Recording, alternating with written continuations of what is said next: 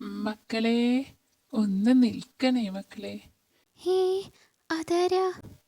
മക്കളെ, കണ്ടിട്ട് നല്ല ശീലമുള്ളവരാണെന്ന് തോന്നുന്നു. ദാ ഇതിരിക്കട്ടെ. ഹേ, അയ്യടാ, കലക്കി അപ്പൂപ്പ, വിശന്നിരിക്കായിരുന്നു. ഹേയ്, അല്ല, നടക്കായിരുന്നു.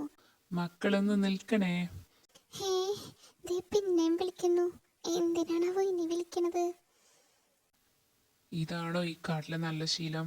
വൃത്തികെട്ടവര്, മര്യാദയില്ലാത്തവര്. ഹേ, എന്താ അപ്പൂപ്പ പ്രശ്നം? ഞങ്ങൾ എന്ത് ചെയ്തുന്നാ?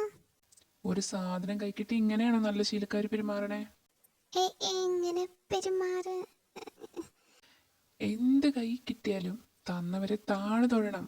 അതാണ് നല്ല ശീലം. അത്രയുള്ളൂ. ദാ തൊഴുതു. വളരെ സന്തോഷം.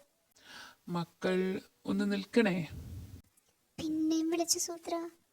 ഇനി എന്തിനാണാവോ വിളിക്കുന്നത്? എനിക്കറിഞ്ഞൂടാ.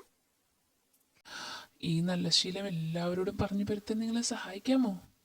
ഏ, അത് പിന്നെ ഷീരു സഹായിക്കും.